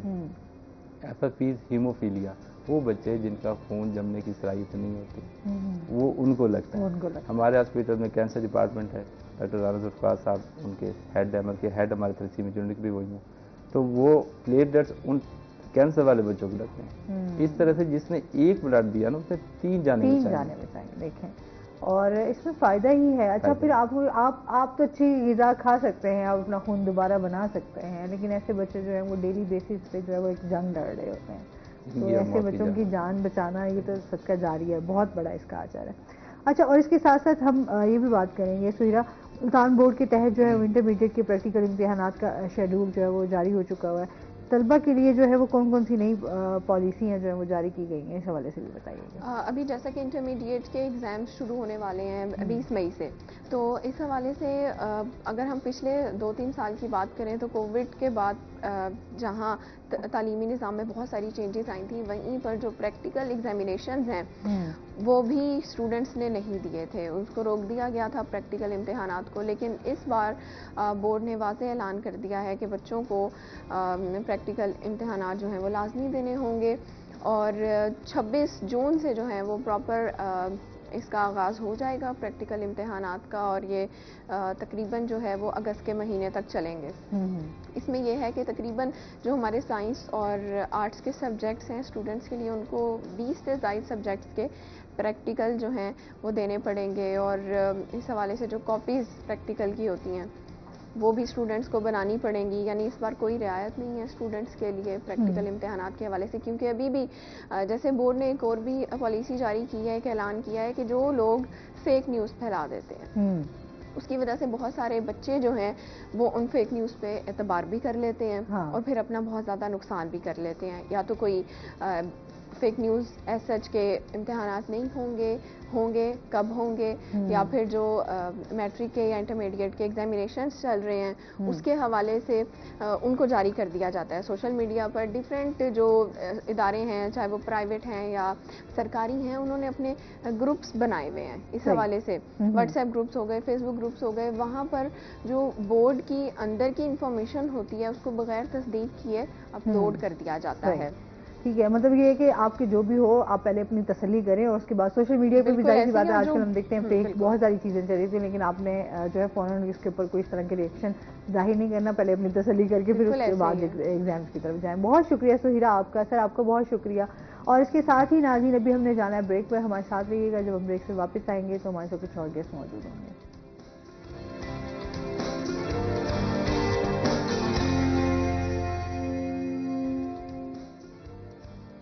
ویلکم بیک ناظرین، روہی ایٹن میں آپ کو خوش آمدید کہتے ہیں، اور بریک کے بعد ہمارے ساتھ گیسٹ موجود ہیں، ان کا تعارف کروا دیتے ہوں۔ آج ہمارے ساتھ موجود ہیں جی انجینئر بلال حسن ہمارے ساتھ موجود ہیں، جو کہ رائٹر ہیں، نثر نگاری کرتے ہیں، آج ہمارے ساتھ موجود ہیں۔ السلام علیکم، کیسے ہیں آپ؟ ٹھیک ہیں، ویلکم کرتے ہیں اپنے شو میں آپ کو۔ اور ان کی ایک بک بھی ہے جو کہ میں اپنے ناظرین کو دکھا دوں، راج دلارا کے نام سے ان کی ایک بک بھی ہے، اور ان سے جانیں گے ان کا سفر جو ہے وہ کیسا رہا، اور اس کے ساتھ ساتھ ادب کے حوالے سے بھی بات ہوگی کہ ہم ادب کو کس طرح فروغ دے سکتے ہیں، کس طرح لکھ سکتے ہیں، کیونکہ آج کل ہم دیکھتے ہیں لکھنے اور پڑھنے کا رجحان جو ہے وہ کم ہوتا جا رہا ہے۔ جی سب سے پہلے تو آپ کے بارے میں جان لیتے ہیں کہ کب سے لکھنا سٹارٹ کیا اور کیسے شوق ہوا؟ لکھنا تو 2 سال پہلے سے سٹارٹ کیا، لیکن یہ سفر 13 سال پہلے کا شروع کیا ہوا۔ صحیح۔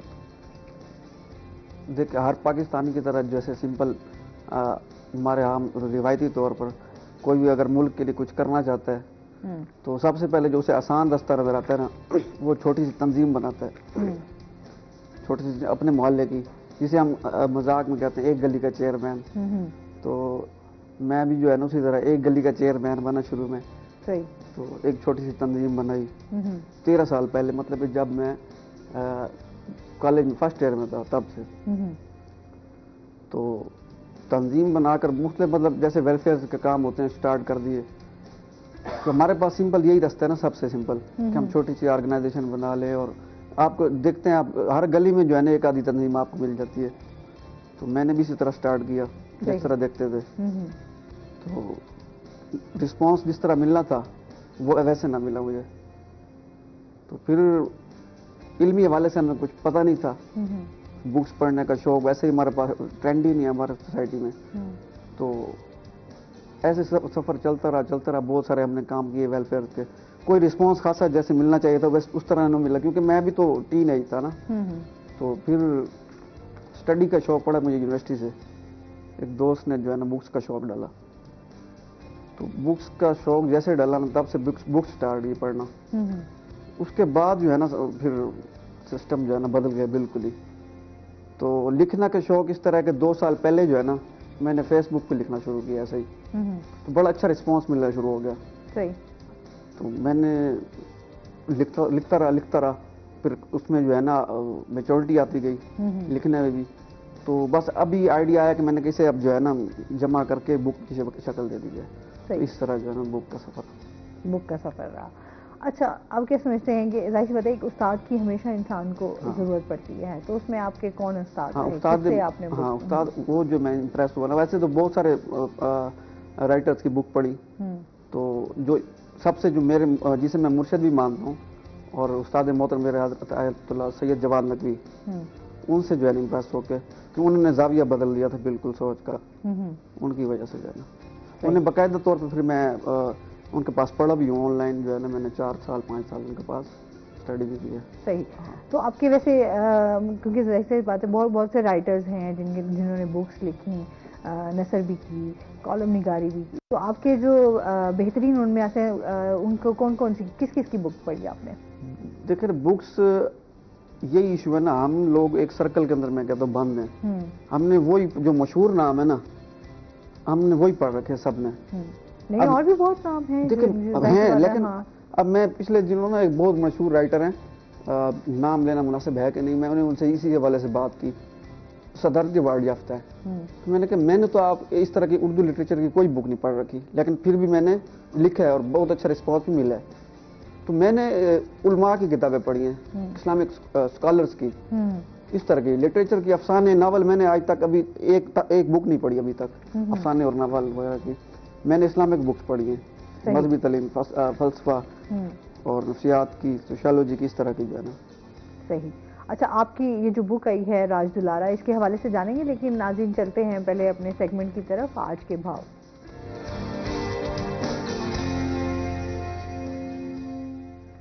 علی ریاض ہمارے ساتھ موجود ہیں. علی سے جانتے ہیں آج مارکیٹ میں سبزیوں اور پھلوں کے کیا ریٹس ہیں؟ کیونکہ شہریوں نے ملتان میں سبزی و پھلوں کے حوالے سے بات کی ہے تو ملتان شہر میں ایک ہفتے کے دوران جو سبزی و پھلوں کی قیمتوں میں خاصا اتار چڑھاؤ دیکھنے میں اگر بات کی جائے، ہر ہانڈی میں سوا ہونے والے لہسن ادرک کی قیمتوں کا اضافہ تو چلا جا رہا ہے. آج اگر بات کی جائے تو ملتان میں ادرک جو ہے وہ 500 سے لے کر 600 روپے، جبکہ اگر لہسن کی بات کی تو لہسن آج ملتان میں 430 سے لے کر 450 روپے فی گرام کے حساب سے فروخت ہو رہا ہے. دیسی لیمو وہ بھی خاصا مہنگا ہو گیا. دیسی لیمو آج ملتان کے مختلف بازاروں میں جو ہے وہ 350 سے لے کر 400 روپے فی گرام کے حساب سے فروخت ہے. ملتان میں اگر بات کی جائے دیگر اہم سبزیوں کی تو ملتان میں آلو، پیاز، ٹماٹر جو ہے قیمتوں میں کمی آئی ہے. ملتان میں اگر بات کی جائے پیاز کی تو پیاز آج ملتان میں جو ہے 60 روپے، آلو 80 روپے، جبکہ ٹماٹر بھی ملتان میں 60 سے لے کر 80 روپے فی گرام کے حساب سے فروخت ہو رہے ہیں. بھنڈی اور توری کے حوالے سے بات کی جائے تو بھنڈی، توری، کریلا آج ان کی قیمتوں میں اضافہ ہے. بھنڈی آج ملتان میں 240 سے لے کر 250، جبکہ کریلا جو ہے 160 روپے فی گرام کے حساب سے فروخت. اب بات کریں ملتان میں پھلوں کے حوالے سے تو ملتان میں پھلوں سے بات کی جائے تو سیب جو ہے خاصا مہنگا ہو گیا ہے. سیب ملتان میں جو ہے جو اول ہے وہ 350 سے لے کر 400، کہیں 500 روپے فی گرام کے حساب سے فروخت ہے. ملتان میں اگر بات کی جائے دیگر اہم پھلوں کی تو اس میں سب سے پہلے ذکر کر لیتے ہیں خربوزے کا. تو خربوزہ اور تربوز ان کی ملتان کی مارکیٹوں میں آمد ہے. خربوزہ جو ہے ملتان میں 80 روپے، 100 سے 120 روپے فی گرام کے حساب سے فروخت ہے، جبکہ تربوز جو ہے قدر سستا ہے. تربوز ملتان میں کہیں 50 سے کہیں 60 روپے فی گرام کے حساب سے فروخت ہو رہا ہے. ملتان میں اگر بات کی جائے خوبانی کی تو خوبانی آج ملتان میں 800 روپے، اسٹرابیری جو ہے وہ 240، جبکہ اگر بات کی جائے ملتان میں اس کے دیگر کیلے کی تو کیلا ملتان میں دیکھے خاصا مہنگے ہو گیا. اور کیلا اول جو ہے ملتان میں کہیں 180 تو کہیں جو ہے 200 روپے فی درجن کے حساب سے فروخت ہو رہا ہے. جی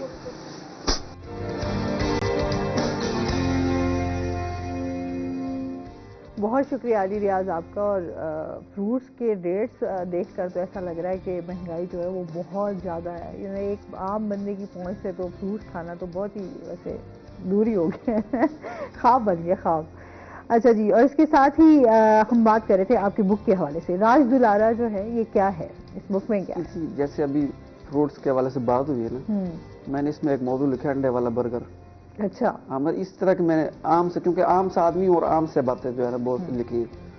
انڈے والا برگر جو ہے نا اس کی پوری تو ایسے سٹوری میں آپ کو شارٹ بات بتاتا ہوں اسی حوالے سے جو ہے نا. اس میں ہمارے جو ہے نا آپ دیکھیں ہر دیوار پر ہمارے جتنے سیٹلائٹ چینل ہیں ان پہ ایک ہی مشہور چینل ہوتی ہے، مردانہ کمزوری اور موٹاپا، جسم کو موٹا کریں، اور کیپسول کے بارے میں اسی طرح کے جو ہے نا حکیموں نے اپنے اپنے لکھے ہوئے ہوتے ہیں. تو یہ پچھلے کورونا جب ہے میں نے ریسرچ کی گوگل پہ، اور تو پتہ چلا جی غربت جیسے کہتے ہیں نا، غربت مہنگائی کی بات ہو رہی ہے نا، تو غربت کی ڈیفینیشنز ہیں ہر جگہ پہ نا، علیحدہ ڈیفینیشنز ہیں. اب پاکستان میں نے دیکھا جی کہ غربت کی کیا ڈیفینیشن ہے. غربت کی ڈیفینیشن جو پاکستان میں آفیشلی لی جاتی ہے نا کہ 2350 کیلوریز پر ڈے میں جو اس سے کم لینا اسے غریب ڈیفائن کیا جائے گا. زیادہ کریں آپ 2350 کیلوریز پر ڈے جو لے سکتا ہے وہ ٹھیک ہے، جو اس سے کم لے سکتا ہے وہ غریب ڈیفائن ہے. صحیح. اب ایک طرف ہماری ہر جگہ پہ لکھا ہوا ہے کہ طاقت طاقت طاقت طاقت کے ہم اتنے پیچھے ہیں. شاید دنیا میں کوئی ایسا ملک ہو جہاں اتنی طاقت کے لیے لوگ پاگل ہوں. ایک طرف ہم طاقت کے پیچھے پڑے ہوئے ہیں اور دوسری طرف ہمارے پاس ادھر 2300 कैलोरीज पर पूरी नहीं हो रही पर डे की। ये क्या मसला है, मैं हैरान परेशान। अच्छा, फिर कोरोना पे रिपोर्ट्स जो आई, कोरोना पे जी जो इंटरव्यू लिया गया पाकिस्तानियों से और मुख्तलिफ रिसर्च ने ये बताया कि जी पाकिस्तानी कहते हैं जी हम इसलिए बचे हुए हैं, पाकिस्तानी जवान यूथ ये कह रही है कि हम इसलिए बचे हुए हैं, हम स्ट्रांग बहुत है, हमारा इम्यून सिस्टम बाकी लोगों से, बाकी सोसाइटी से ज़्यादा मजबूत है। हालांकि उन्हें ये गुमान है उनका, हमारी कैलोरीज पूरी नहीं हो रही पर डे के हिसाब से। अब अंडे वाले बर्गर की बात ये थी कि मैं खा रहा था ऐसे अंडे वाला बर्गर एक जगह पे, तो एक मेरा हमसाया बहुत ही गरीब रिक्शा चलाता है, मैंने कहा आओ जी आपको बर्गर शर्गर खिलाएं, ऐसे भाई से बर्गर खिलाएं, तो बड़ा तंदिया अंदाज में हंस रहा हो, बर्गर तो बीफ शीफ वाला खिलाओ, ये क्या अंडे वाला बर्गर। अब मुझे उसकी सिचुएशन का पता है तो कितना वो गरीब है, और सवारी के लिए खड़े रिक्शे के लिए, रिक्शा लेकर खड़ा आ जाए सवारी और मेरा जो है ना आज की हांडी पक जाए। मैं हैरान परेशान, मुझे वो मौजू मिल गया, मैंने उस पर लिखना शुरू किया। आखिर वजह क्या है कि हम लोग जो है इसे खाना ही जिल्लत समझते हैं। अंडे वाला बर्गर खाना, कभी आपने देखा किसी ने सेल्फी लगाई हो अंडे वाले बर्गर के साथ, बड़ी स्टेटस लगाया, हम जिंगर के साथ तो लगा लेंगे स्टेटस, पिज्जे का लगा लेंगे स्टेटस, अंडे वाले बर्गर या पराठे के साथ कभी स्टेटस आपने नहीं देखा होगा। तो ये रीजन आखिर क्या हो सकती है?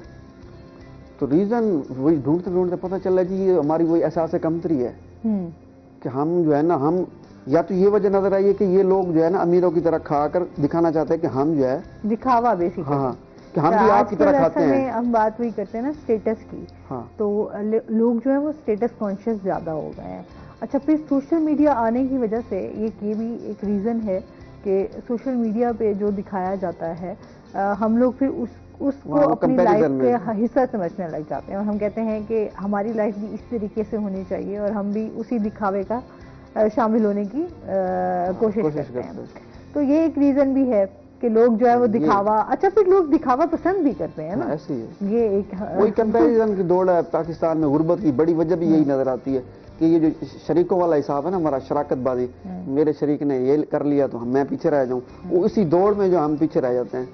कोई हम जो है ना वो रोजी के चक्कर में नहीं जाते, हम मुकाबलेबाजी में जो है ना पीछे रह जाते हैं। तो यही वजह हमारी। अच्छा, कितनी बुक्स आपने लिखी? पहली बुक आपकी यही है, राज दुलारा है, ठीक है। और कैसा रिस्पांस मिला आपको इसमें? अभी तो आपने तो बहुत अच्छा रिस्पांस दिया, मौका दिया मुझे पहली मरतबा जो है ना बोलने का मौका आपके चैनल से, तो ये बड़ी खुशी वाली बात है मेरे लिए। वही तो हमेशा हम कोशिश भी करते हैं, हमारा प्लेटफॉर्म भी इसी तरह के जो लोग इधर नए टैलेंट, मैं कहती हूँ टैलेंट की कमी नहीं है, टैलेंटेड लोग बहुत सारे हैं, तो ऐसे लोगों को सामने आना चाहिए। और साथ साथ अगर हम लिखने की बात करें तो अभी जिस तरह मैं बात कर रही थी कि हमारे यहाँ क्योंकि गूगल आया तो गूगल की वजह से बहुत आसानियाँ भी हो गई हैं, तो लोग उस तरीके से लिखना जो है वो बड़ा कम कर गए हैं। आप क्या समझते हैं? लिखने की सिचुएशन तो ये, तो आप जो है ना ये बहुत संगीन किस्म का सवाल किया मेरे से कि सिचुएशन मैं आपको बताऊं कि 13 साल पहले मैंने सफर शुरू किया और आज मुझे पहली मरतबा बोलने का मौका, मतलब टीवी पे जो है ना सैटेलाइट चैनल पे पहली मरतबा मिला है। इससे पहले और प्लेटफॉर्म थे, मैंने यूट्यूब पे स्टार्ट किया हुआ था, अभी भी उस पर काम चल रहा है। बहुत सारे मतलब सोशल मीडियम्स होते हैं, तो बुक के मीडियम में पहली मरतबा बात की जब। सिचुएशन ये है कि मेरी फैमिली में अभी तक खोलने की जहमत किसी ने नहीं की बुक। अच्छा, मतलब घर में ही आपके मतलब बुक्स का इतना पता नहीं, हम फिर कहते हैं कि तरक्की हो, फिर तरक्की किस तरह हो सकती है जब आप इल्म से इतना दूर हैं। घर में अच्छा एक बहुत बड़े राइटर हैं, उनसे बात हो रही थी, उन्होंने भी इसी तरह पोस्ट लगाई हुई थी, मैंने उनसे पूछा, मैंने यही सिचुएशन बताई कि मेरा तो ये सिचुएशन है घर में। बहुत बड़े राइटर हैं, मैं कहते हैं मेरा तो घराना भी अदबिया और मेरी जो बुक छपी है मेरे घर में मेरे बच्चों ने नहीं पढ़ी। तो ये हालात हैं बुक्स के। तो हमें चैनल्स को चाहिए कि बुक राइटर्स को प्रमोट करें। वैसे आप समझते हैं कि आप खुद भी राइटर हैं, तो क्या रीजन है कि लोग बुक से सबसे बड़ी वजह हो सकती है ना, वो तो एजुकेशन सिस्टम तबाही है। वो मैं तो वही, मेरे लिए तो सबसे बड़ा जो ये परेशानी का बायस तो यही बना कि जब मेरे घर में नहीं पढ़ने की किसी ने जहमत की, तो आखिर क्या वजह, मैंने तो सोचना, मैं तो मजबूर था इस बारे में सोचने में ये क्या वजह हो सकती है। तो मुझे जो रीजन समझ में आई है, एक तो एजुकेशन सिस्टम। अच्छा, ये ऐसा क्यों होता है? हमेशा शायर आते हैं मेरे शो में, तो अक्सर मैं उनसे भी बात करूं तो वो ये कहते हैं कि हम अपनी शायरी जो है वो घर में नहीं सुना सकते, शायरी की एक बात बच्चे नहीं सुनते, बच्चे इंटरेस्ट नहीं लेते, فیملیز, کیونکہ ہم ان کا ہے کہ یہ ایسا کیوں ہے کہ رائٹر مجھے تو دو مین ریزن سمجھ آئیے. ایک مین ریزن جو ایجوکیشن سسٹم ہے نا, بچوں کو آپ 4 سال کے بچے کو اسکول بھیج دیتے ہیں, ٹھیک ہے, اور 4 سال سے اس بچے کو نا آپ نے ڈرانا شروع کر دینا کہ بک تو موت ہے آپ کے لیے. آپ نے یہ سبق یاد کر کے آنا اور آپ نے یہ ہوم ورک کر کے آنا اور بس ٹارگیٹ اچیو کرنا ہے. بکس کے بچے کیسے نزدیک جائیں جب آپ بچوں کو انٹرٹین نہیں کر رہے, کوئی شوق نہیں دلا رہے. پڑھانے والے جو ہے وہ بھی جس طرح ہے, ان کا معیار بھی آپ کے سامنے ہے, تو بچوں کو کیسے شوق پیدا. 4 سال سے آپ کی ٹریننگ شروع ہو رہی ہے کہ آپ نے بک کے نزدیک نہیں جانا, تو جب پھر آپ اس ایج میں کیسے جا سکتے ہیں. اچھا, ایک بڑی ریزن. دوسری بڑی ریزن یہ ہے کہ دنیا پرستی ہے, مادہ پرستی, وہ کہتے ہیں وہی کمپیریزن والا, تو اسٹیٹس کے پیچھے. ہاں, بک کھولنے سے کوئی پیسے آتے, کوئی مفاد ملتا, پھر سب نے کھول لی تھی. اب میں آپ ایک صفحے کے ساتھ 500 روپے دیکھیں پھر کیسے پڑھتے ہیں. یہ حالات ہیں. صحیح ہے. تو ابھی آپ کے گھر میں بھی کوئی آج گھر والوں نے کتنا سپورٹ کیا آپ کو جب آپ لکھنا میں نے تجھے سرپرائز دیا ہے, میں نے کسی کو نہیں بتایا, بس چھپا کے دے دیے. تو گھر والوں کا پھر کیا رسپانس تھا؟ خوش تو بہت ہوئے ہیں جی, اسٹیٹس کے حوالے سے بہت خوش ہوئے کہ ہمارے بچے نے بک لکھ لی, اور بس اس حد تک رائٹر بن گیا. ہاں, اس حد تک. ہمیں تو پتہ ہی نہیں تھا, اور یہ تو نکما, اور یہ تو کسی کھاتے انجینئر تو بن گیا ہے. اور یہ بک یہ کہاں سے, یہ کیسے, مطلب ان کے علم میں بھی نہیں ہے. آپ پڑھائی میں کیسے تھے جی؟ پڑھائی میں کیسے تھے؟ پڑھائی میں انجینئرنگ کی, اور ایسے تو نہیں ہو سکتی نا, کیمیکل انجینئرنگ ہے. اچھا, تو مطلب پڑھائی میں آپ اچھے تھے, اور بس اسی حد تک انہیں پتا تھا. یہ تو علم بھی شمار نہیں ہوتا نا, علم بھی وہی ڈگری والا شمار ہوتا ہے, یہ تو علم میں بھی باتیں شمار نہیں ہوتی. اچھا, آپ نے اتنی بکس پڑھی, آپ ظاہر سی بات ہے انسان جتنا پڑھتا ہے اتنا نالج جو ہے وہ گین کرتا ہے, آپ کو اویئرنیس بھی آتی ہے, آپ کو شعور بھی آتا ہے کہ آپ نے اس دنیا میں کیسے رہنا ہے. کہ اچھا, جو رائٹر ہوتے ہیں, جو شاعر ہوتے ہیں, وہ بہت زیادہ سینسٹیو, جو آرٹسٹ لوگ ہوتے ہیں نا وہ بڑے سینسٹیو ہوتے ہیں, اور بہت باریکیوں سے چیزوں کو دیکھ بھی رہے ہوتے ہیں, سمجھ بھی رہے ہوتے ہیں.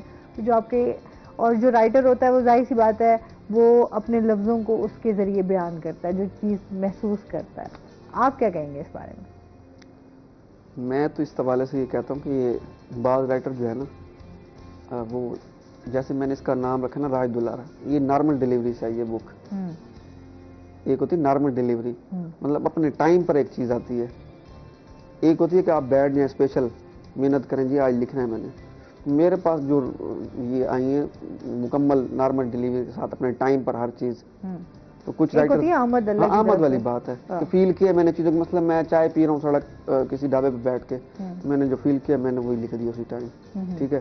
اب کچھ رائٹر جو ہیں وہ بیٹھ کے اسپیشل لکھتے ہیں, تو پھر اس میں وہ مزہ نہیں ہوتا, تو دل تک نہیں, جو چیز آ جائے جو آپ لکھ دیں. بس میں نے جو بکس پڑھی ہیں نا, حسنین جمال کی جو میں ذکر بھی کروں, وہ کچھ دیکھیں نا, پھر اس نے پھر اپنا نام بھی تو بنا لیا نا بہت جلدی. باقی رائٹر اتنے 14 20 25 کتابیں بھی لکھی ہوئی اور کوئی نہیں جانتا. حسنین جمال ایک رائٹر ہیں, اور اس کا اچھا کام ہے, مطلب باقیوں سے علمی حوالے سے کوئی, ان کا بھی کوئی اتنا بڑا علمی حوالے سے کام نہیں ہے, لیکن باقی رائٹر سے بہت اچھا مجھے لگا ان کا. اچھا, ادب کو کس طرح ہم فروغ دے سکتے ہیں, یہی لکھنے پڑھنے کو؟ ہمارے جو ابھی طلبہ بھی جو ہیں بہت سارے دیکھ رہے ہیں, ویورز بھی دیکھ رہے ہیں, تو آپ کیا سمجھتے ہیں کہ ادب کو کس طرح فروغ دیا جا سکتا ہے؟ ادب کو فروغ دینے کے لیے سب سے اہم کردار تو میڈیا کا ہے. آپ کا حق بنتا ہے کہ آپ جو ہے نا رائٹرز کو توجہ دیں.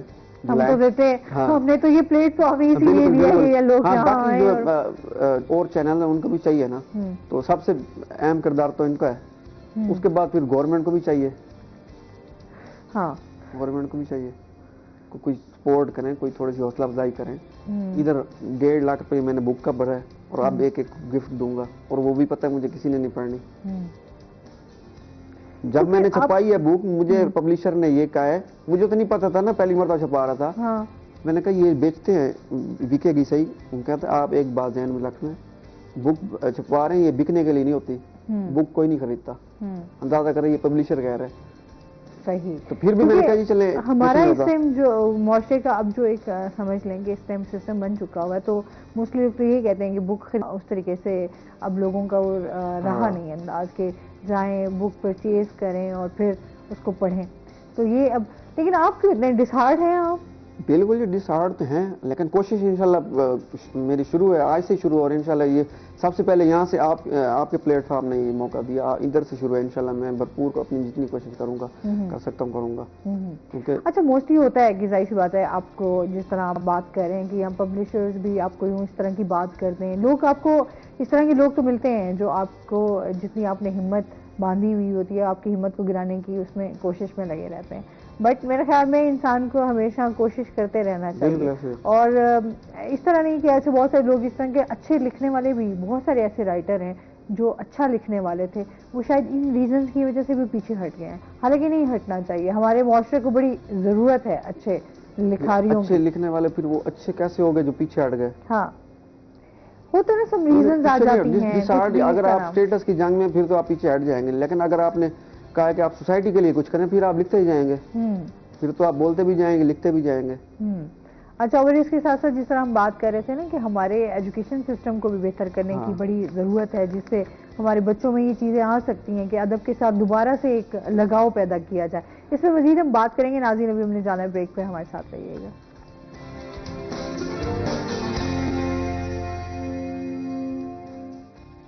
ویلکم بیک ناظرین، روہی ایٹن میں آپ کو خوش آمدید کہتے ہیں اور چلتے ہیں اپنے سیگمنٹ کی طرف، ٹوڈیز ہیلتھ. آج ہم بات کرنے جا رہے ہیں جی سیب پر ہم بات کرنے جا رہے ہیں، اور آپ کو پتہ ہے کہ سیب کی جو افادیت ہے اس کی بہت زیادہ ہے، اور اس کے ساتھ ساتھ اللہ کی طرف سے ہمارے پاس جو ہے وہ بہت بڑی نعمت ہے. ایسے پھلوں کا بادشاہ بھی کہا جاتا ہے، سیب کو بھی کہا جاتا ہے. ویسے بادشاہ جو ہے وہ آم کو بھی کہا جاتا ہے، لیکن اگر ہم بات کریں سیب کے حوالے سے تو اس کے بھرپور فائدے بھی ہیں. ایک تو اس میں فائبر جو ہے وہ وافر مقدار میں پایا جاتا ہے، اور ہمیشہ جو پرانی کہاوت بھی سنتے آتے ہیں کہ آپ جو ہے ایک ایپل ڈیلی اگر صبح کے ٹائم کھا لیں تو آپ بہت ساری بیماریوں سے بچ سکتے ہیں. آپ کو جو ہے وہ ڈاکٹر کے پاس نہیں جانا پڑے گا.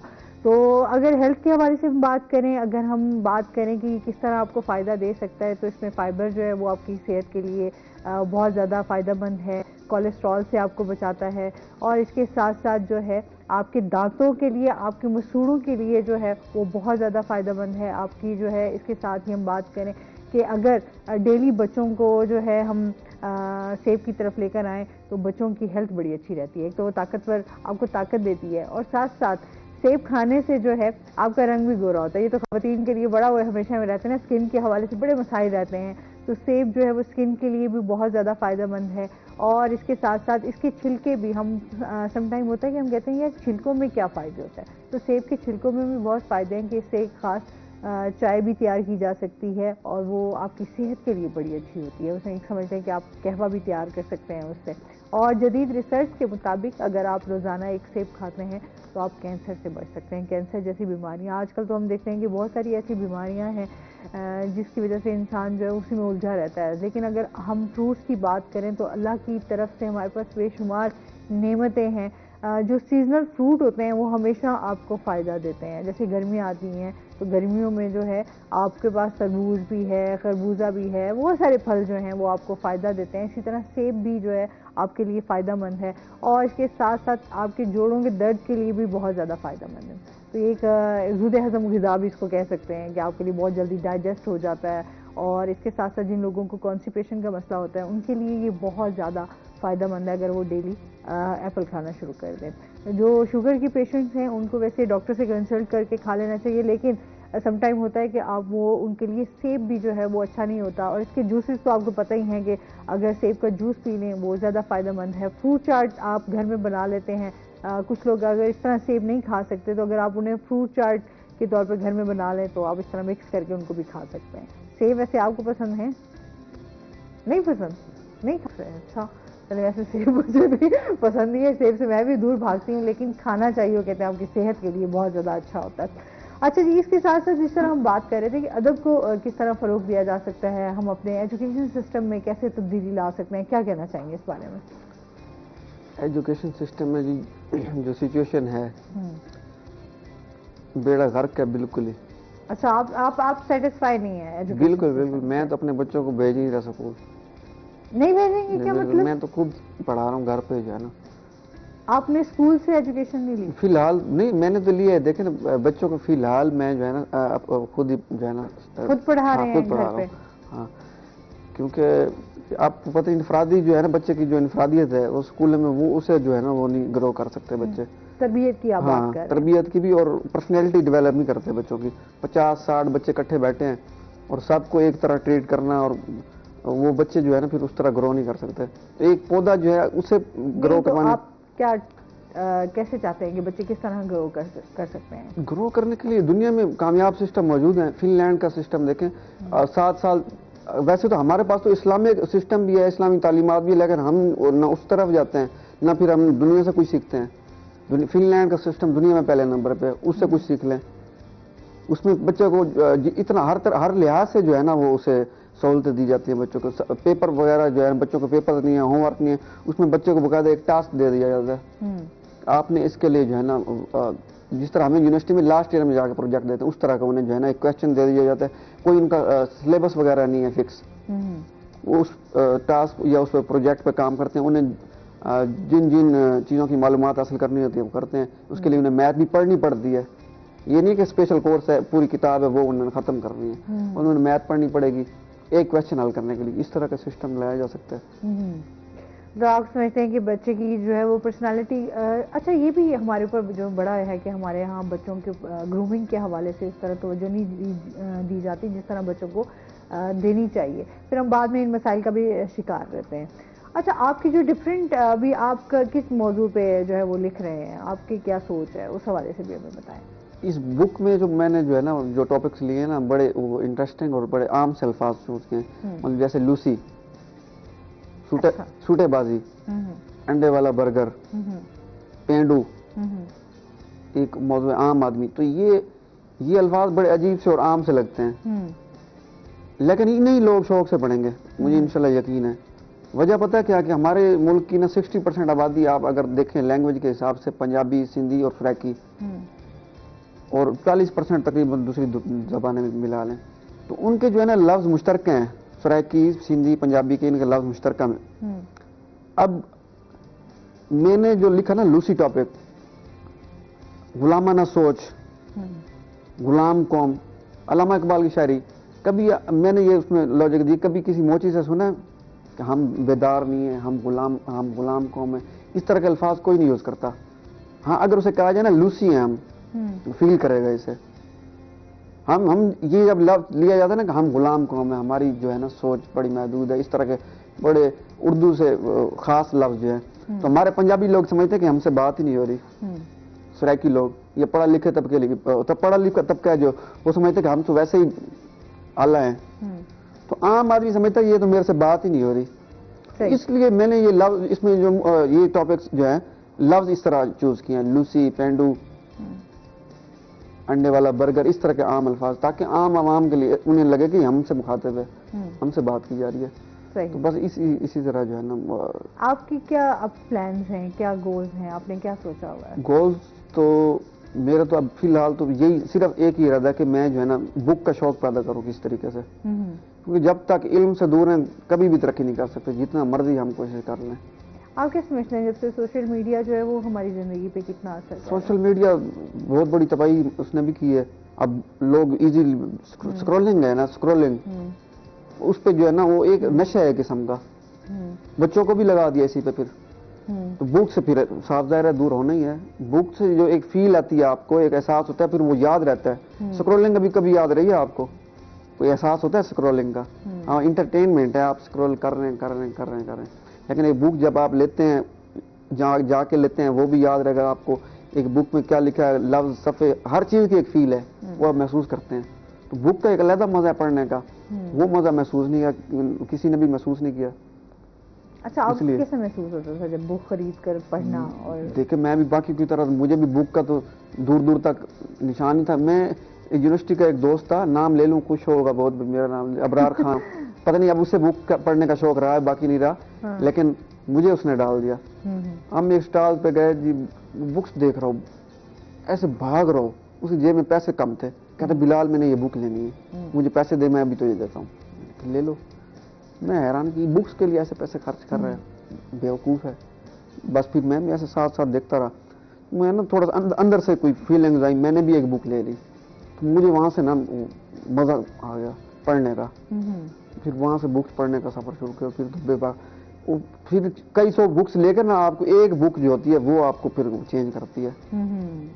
कहीं ना कहीं आपको कहते हैं ना कुछ ऐसे लम्हे आते हैं जब इंसान की जिंदगी जो है वो चेंज तो इसका बात करने का मकसद ये है कि माहौल चाहिए आपको बुक्स के लिए। आप अगर मैं उसके साथ ना जाता, बुक्स वाला फ्रेंड ना होता मेरा, उसके साथ ना जाता ना, मुझे नहीं मौका मिलना था। बिल्कुल, और आपके इर्द गिर्द का माहौल भी बड़ा असरअंदाज होता है आपकी जिंदगी पर। इसमें मजीद भी हम बात करेंगे। नाज़रीन अभी हमने जाना ब्रेक पे, हमारे साथ रहिएगा।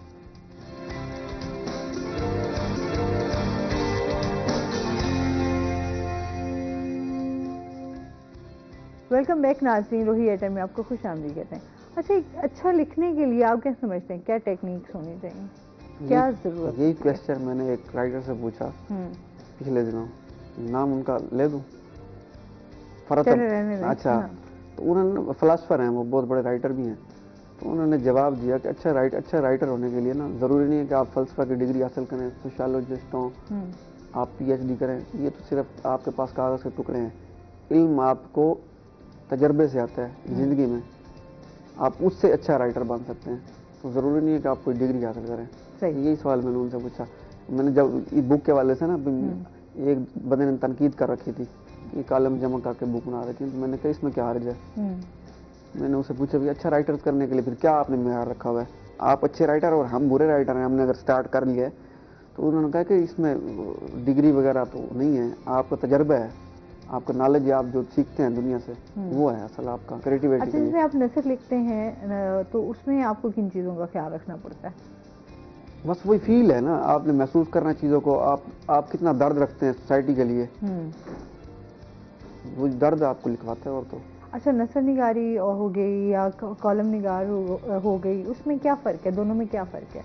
कॉलम एक अलहदा सिन्फ है, उसमें डेली बेसिस पे जैसे अखबार में लिखते हैं कॉलम सियासी मौज़ूआत पर, और नसर में आप किसी मौजू पर भी लिख दें, नसर एक अलहदा चीज़ है। सही। अच्छा, जितने भी हमारे व्यूअर्स देख रहे हैं उनको आप क्या मैसेज देना चाहेंगे या क्या कहना चाहेंगे इस लिखने पढ़ने के हवाले से? लिखने पढ़ने के हवाले से मैं तो यही कहना चाहूँगा, सबसे पहले तो अपने बच्चों पे तवज्जो दें, उन्हें अभी से शौक पैदा करें। बुक्स उन्हें जाके खिलौनों की जगह किताबें खरीद कर दें, बेशक वो फाड़ें रखें, उन्हें किताबें खरीद कर दें, ये कुछ कर सकते हैं। और खुद भी फिर थोड़ा सा करें तो जो किताब पढ़ने की ज़हमत कर लें, आहिस्ता आहिस्ता शौक पढ़ सकता है। और बड़ी इसमें वजह इसलिए भी नहीं पढ़ते लोग कि बुक्स में लिखा ही अच्छा नहीं हुआ, बुक्स भी इसमें यार पे नहीं है, ये भी बड़ी वजह है। हाँ, यूँ तो बहुत सारी ऐसी हो कि आपकी चीजें, हाँ, तो पैसे भी भरते हैं लोग और आगे जाके फिर वही कहानियाँ, कोई नई चीज़ नहीं मिल रही, ये भी बड़ी वजह है। बुक्स के शौक के लिए जो है ना आप थोड़ा सा तवज्जो दें, मेरा यही पैगाम है। सही। तो आप अपने घर में बच्चों की तरबियत किस तरह कर रहे हैं कि उनमें उनके अंदर भी आप देखते हैं कि लिखने पढ़ने के हवाले से वो एनर्जी लेवल है? बिल्कुल ऐसे जी। अब वो मेरी बेटी है 6 साल की, उसे पढ़ना नहीं आता, लेकिन साथ मेरे जब मैं पढ़ रहा हूँ साथ पढ़ी रहती है और मेरे से पूछती है ये क्या कह रहे हैं बुक वाले। मतलब पूरी बुक मैं पढ़ता हूँ फिर उसे समझाता हूँ अपने लफ्ज़ों में। सही। तो बुक उसे मतलब वो उससे ट्रांसफर हो जाती है इस तरह। तो आप मतलब इस तरह नॉलेज अपने बेटी को ये प्रैक्टिकल चीज़ें ये कर सकते हैं। अच्छा, और क्या तरीक़ेकार हैं जिस तरह बुक पढ़ने का शौक पैदा हो सके? और तरीक़ेकार सबसे पहले तो एजुकेशन सिस्टम पे बात है ना, वो शौक पैदा कर सकते हैं।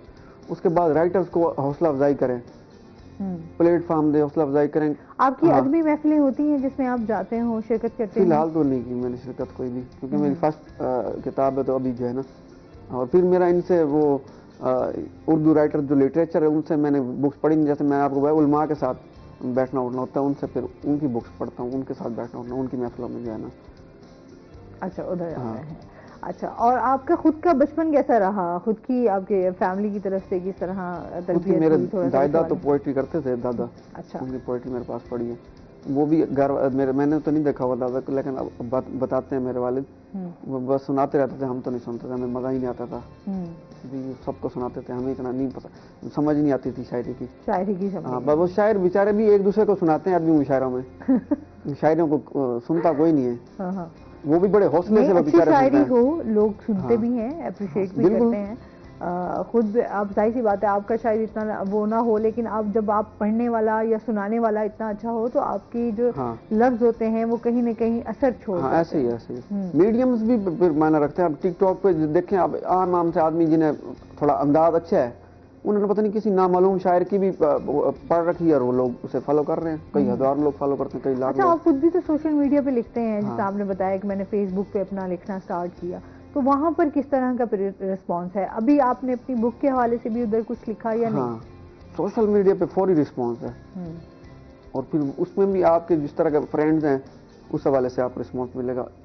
اور سوشل میڈیا پر تو ہر قسم کا آدمی موجود ہے نا, اور اس میں پھر کوئی ڈر بھی نہیں ہے, جو لکھنے کوئی پوچھنے والا نہیں ہے, اور فوری رسپانس آتا ہے, اور آپ کو پتہ چل جاتا ہے کہ آپ کس معیار پہ ہیں.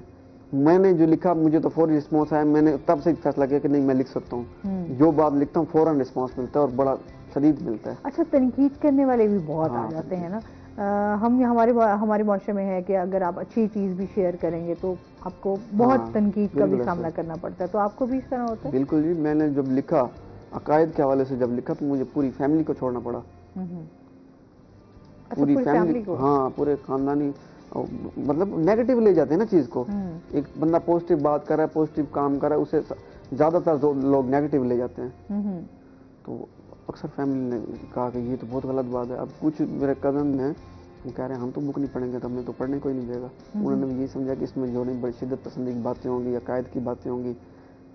مطلب ہم نے پتہ نہیں کس طرح کا بنایا ہوا ذہن کہ بک پڑھنے سے کیا ہو جائے گا, آپ کو آپ کا مذہب چینج ہو جائے گا.